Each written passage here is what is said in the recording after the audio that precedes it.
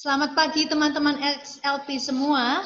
Terima kasih sekali buat kesempatannya pagi hari ini. Tante Tanti boleh sharing dan belajar bersama-sama dengan teman-teman semua. Dan tema kita hari ini yang akan kita belajar bersama adalah tentang grateful. Untuk kita bisa lebih tahu lebih jauh tentang grateful, ada satu pribadi yang Tante Tanti ingin kita berkenalan, kita tahu lebih dalam tentang diri Helen Keller. Mungkin sudah ada beberapa dari kalian yang kenal siapa itu Helen Keller. Bagi yang belum, yuk kita kenalan dulu ya. Jadi Helen Keller ini lahir di tahun 1880 di Amerika Serikat, dan pada saat lahir dia normal seperti anak pada umumnya. Tetapi pada saat dia berusia 2 tahun, Helen Keller menderita sakit yang cukup parah, sehingga walaupun dia sembuh, Helen Keller akhirnya menjadi buta dan tuli. Karena kehilangan penglihatan dan pendengaran itu sangat berat, akhirnya Helen Keller tumbuh jadi anak yang liar, dan keluarganya pun memaklumi karena kondisi Helen Keller memang seperti itu. Namun, hidup Helen Keller akhirnya berubah pada saat ia berusia 7 tahun, di mana keluarganya pada waktu itu merekrut seorang guru yang bernama Anne Sullivan. Jadi Anne Sullivan ini yang kemudian mengajari Helen Keller untuk membaca, menulis, bertumbuh jadi pribadi yang luar biasa dengan segudang prestasi yang berhasil diraihnya semasa hidupnya. Helen Keller adalah orang buta pertama loh yang mendapatkan gelar sarjana, dan juga dia banyak menulis buku-buku hebat, pembicara kelas dunia yang mengunjungi 35 negara, dan lain sebagainya. Ini adalah salah satu buku yang dia tulis yang berjudul Light in My Darkness.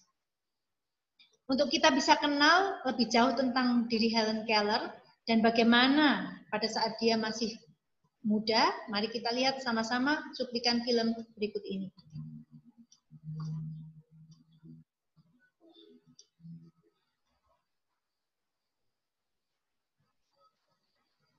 Anak yang berjalan sambil makan dari satu meja ke meja lain, itu adalah Helen Keller. Dia makan menggunakan tangannya, dan keluarganya pun tampak memaklumi. Gadis muda yang memakai kacamata, itu adalah gurunya yang direkrut oleh keluarganya yang bernama Anne Sullivan. Kita bisa lihat bagaimana ekspresi Anne pada saat Helen akan mengambil makanan dari piringnya Anne.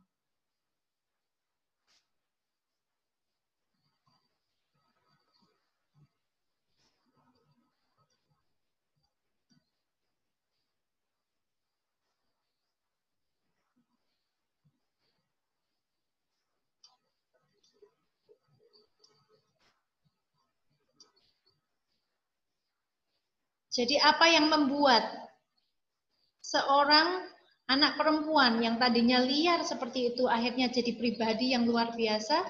Tentu saja salah satu kuncinya adalah Helen Keller punya rasa syukur di dalam hatinya.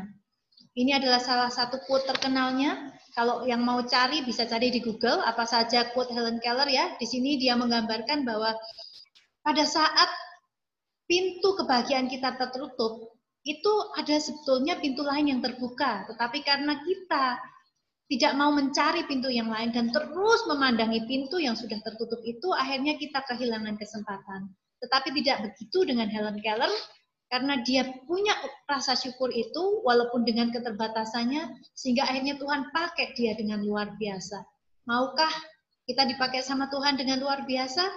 Yuk, kita semua harus punya hati yang bersyukur. Yang pertama-tama kita mau belajar bersama adalah tentang definisi grateful. Apa sih sebenarnya grateful itu? Nah, foto ini mengingatkan kita kepada cerita tentang 10 orang buta yang disembuhkan oleh Tuhan Yesus, namun hanya satu yang akhirnya datang kembali dan mengucapkan syukur. Why? Kenapa dia mengucapkan syukur sedangkan yang lainnya enggak?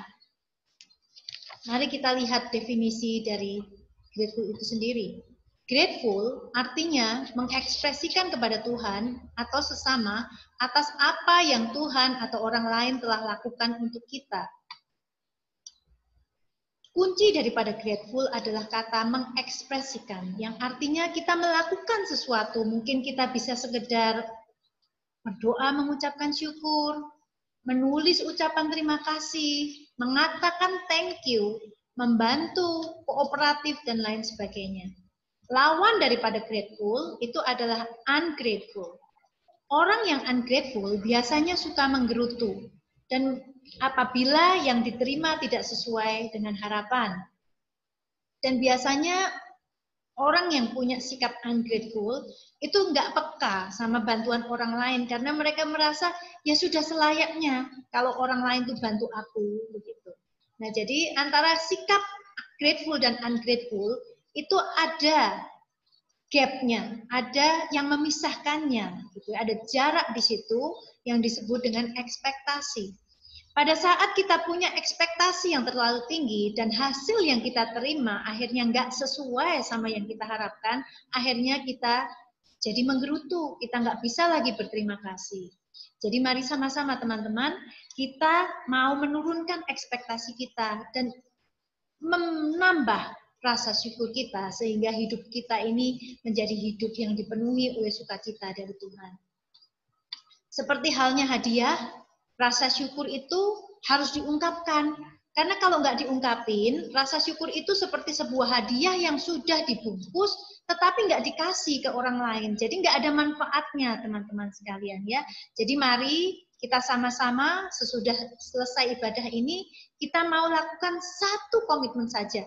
Apa yang teman-teman mau lakukan untuk mengungkapkan rasa terima kasih kepada Tuhan, atau kepada mama dan papa, kepada kakak, adik, sahabat kita, itu siapa saja. Topik yang kedua yang kita ingin pelajari bersama pada pagi hari ini adalah tentang why should we be grateful. Maksudnya, ngapain sih kok kita harus punya rasa syukur itu, untuk apa begitu ya. Ada 6 hal yang sudah Tante-Tanti persiapkan. Yang pertama di sini adalah tentang taat. Karena kita mau mengucapkan syukur itu merupakan bentuk ketaatan kita sama Tuhan. Itu ada di 1 Tesalonika 5 ayat 18. Di mana jelas-jelas Tuhan minta agar kita mengucap syukurlah dalam segala hal. Segala hal di sini artinya hal yang baik maupun hal yang nggak baik. Tuhan minta untuk kita selalu punya hati yang bersyukur. Jadi kalau kita bersyukur, itu berarti kita udah taat sama Tuhan. Yang kedua, artinya adalah Tuhan yang berdaulat. Jadi ini adalah kisah tentang Ayub, di mana Ayub itu orang yang sangat taat dan setia, tetapi dia dicobai oleh iblis. Dan sebelum iblis mencobai Ayub, iblis itu minta izin dulu loh sama Tuhan. Jadi walaupun segala sesuatu terjadi dalam hidup Ayub, anaknya boleh meninggal, ternak-ternaknya semua mati, bahkan kesehatannya pun seakan-akan hilang karena dia sakit cukup parah, dan semua teman-teman istrinya pun meninggalkannya.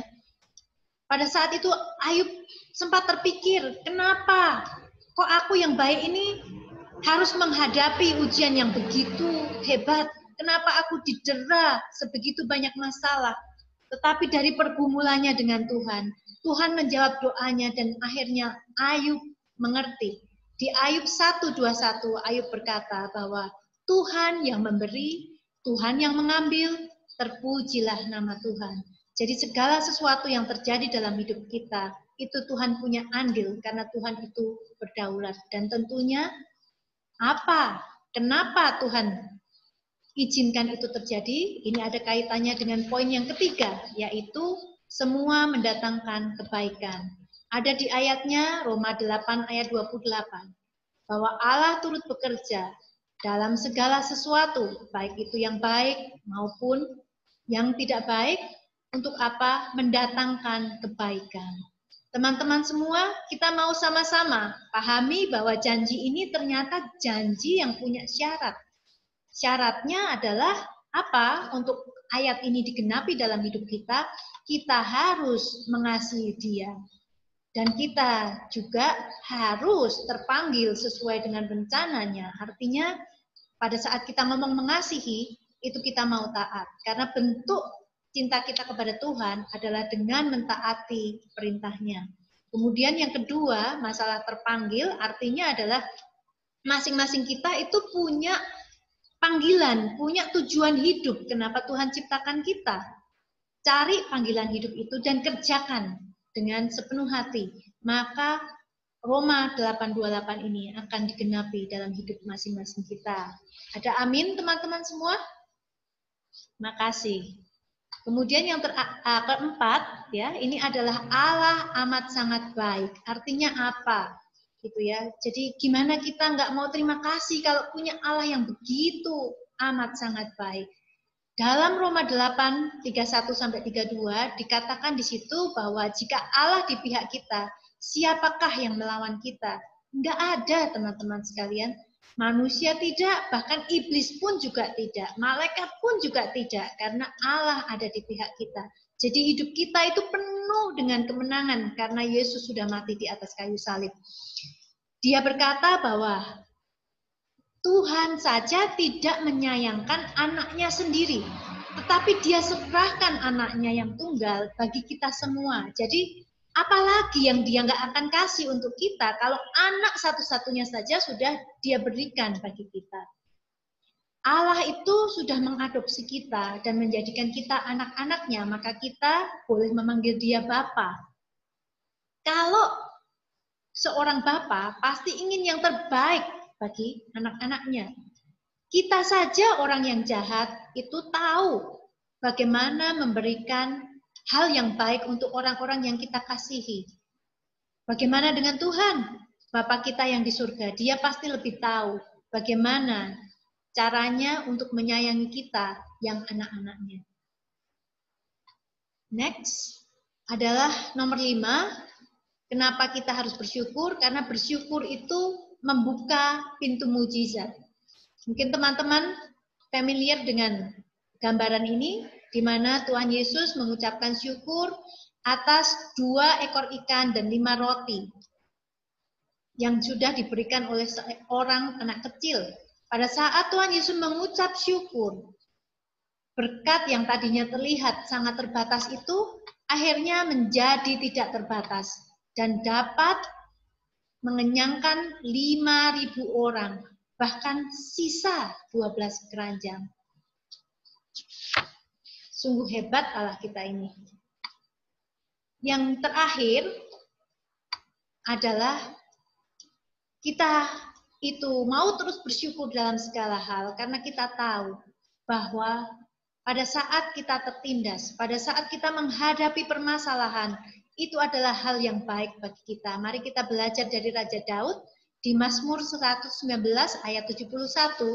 Dia mengajak kita untuk melihat bagaimana ujian demi ujian, permasalahan yang Daud alami, itu akhirnya mengajarkannya untuk belajar ketetapan-ketetapan Tuhan. Demikian juga dengan kita, teman-teman semua. Tuhan sangat ingin karakter kita itu untuk terus dibangun. Kita semakin hari semakin disempurnakan seperti gambar dan rupa Allah. Karenanya dia izinkan permasalahan yang terjadi dalam hidup kita agar kita makin dekat sama Tuhan dan makin hari karakter kita menjadi semakin sempurna. Jadi kesimpulannya kita belajar dari Helen Keller tentang why itu adalah bukan berarti kemudian kita itu bersyukur dan pasrah dan tidak melakukan apa-apa, tetapi pada saat kita bersyukur kita menikmati apa yang saat ini Tuhan sedang izinkan terjadi dalam hidup kita. Kita bersyukur atas apa yang kita punya, tetapi kita tetap bersemangat, kita tetap bekerja keras untuk mendapatkan apa yang kita ingin raih di dalam hidup ini, sehingga hidup ini menjadi hidup yang berarti tentunya. Yang selanjutnya, yang ketiga, adalah how to be grateful. Jadi bagaimana caranya? Kalau kita udah tahu artinya grateful itu apa, kita udah tahu gimana sih kenapa sih kita harus punya hati yang dipenuhi ucapan syukur. Next adalah gimana caranya toh supaya kita itu bisa grateful. Yang pertama yang Tante ingin sharingkan hari ini adalah kesalehan kita itu sama dengan kain kotor. Artinya manusia itu harus menyadari bahwa nggak ada yang bisa kita lakukan agar kita itu jadi bersih, agar kita itu jadi layak di hadapan Tuhan. Kita itu nggak punya hak, teman-teman semua. Kita itu sesaleh-salehnya manusia, kalau dibandingin dengan Tuhan yang begitu suci dan bersih, kita itu seperti kain kotor, teman-teman, nggak ada artinya. Jadi bukan kebaikan kita, bukan karena usaha kita yang nanti akhirnya akan membuat kita bisa masuk dalam kekekalan, tetapi semuanya hanya karena anugerah. Karena Tuhan sudah memberikan dirinya, memberikan nyawanya bagi kita semua. Dia memberikan darahnya untuk menebus dosa-dosa kita, sehingga saatnya nanti kita boleh dilayakkan masuk ke dalam rumahnya yang ada di surga. Yang kedua adalah berpikir hal yang positif. Jadi kalau kita mau bersyukur, awal pagi hari itu kita harus selalu memenuhi pikiran kita dengan hal-hal yang positif. Contohnya di sini adalah Tante Tanti menyadari bahwa ternyata pikiran manusia, pikiran Tante Tanti itu sangat terbatas. Seperti sebuah gelas itu ya, ada di sini di pikiran kita. Mau kita isi apa pada saat kita bangun pagi? Apa kita mau isi dengan hal-hal yang kotor, hal-hal yang seperti ketakutan, kecewaan, kemarahan, dan hal-hal lainnya? Atau kita juga mau isi pikiran kita itu dengan hal-hal yang suci, hal-hal yang baik. Mana yang mau kita isi dalam pikiran kita itu adalah pilihan, teman-teman semua. Kemarin waktu Tante Tanti sharing slide ini dengan anak Tante, anak pertama Tante bertanya, Mami, itu kok gambarnya pemikiran yang jelek, itu kok digambarkan seperti Coca-Cola gitu ya. Kan Coca-Cola itu enak, aku mau tuh minum Coca-Cola katanya ya. Jadi sempat terpikir tadinya slide-nya mau tak ganti gitu. Tetapi kemudian sesudah dipikir-pikir lagi, bukankah yang namanya dosa itu biasanya memikat?